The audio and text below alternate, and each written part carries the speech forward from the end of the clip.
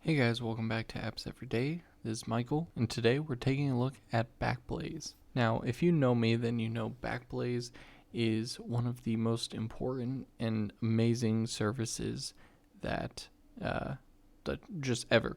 And I constantly annoy people with how great it is. So even though you'll see here in a second, the app isn't the most extraordinary thing in the world, but this is a service that you really should think about. So everyone knows cloud services and cloud storage. You have Google Drive, iCloud Drive, Dropbox, Drive, all those sorts of things.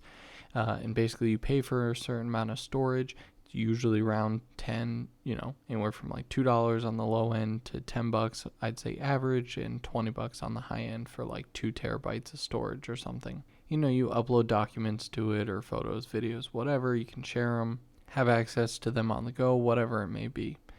Backblaze is kind of like that, but also very much not like that. Backblaze is more of a backup for your computer and anything plugged into it. What I mean by that is I have my Mac, and then I have a over 32 terabyte Drobo RAID system plugged into that. And so for a simple $6 a month subscription, you can back up unlimited storage. And that's no joke, unlimited. You can see here at the top that I have 20.77 terabytes currently backed up to it with over 593,000 files. You notice if I tap on it here, it's basically going to load in my drives. Now where this differs not only in the storage capacity route is this is not a service that you really want to access all the time. Again, it's not like Google Drive where you're always going to be collaborating and sharing things. You're only really going to use this app if you need to download something on the go, like if you forgot a file to put on your laptop or your phone and you need to access it really quickly. You can see that I have my main Macintosh HD, obviously the computer hard drive, but then that 20 terabyte server I was talking about. And so once it takes a couple seconds to load in the beginning, after that, navigating is pretty smooth and efficient. And obviously you can back up literally every single file type, depending on what device can open it. That may not be the case. I can't open my Blackmagic RAW files on my phone, obviously.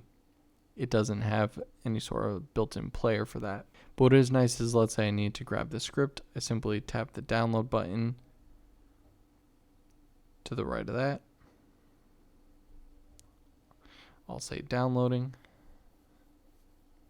And you notice a little 1 popped up in the downloads. And now you can see that I have that script.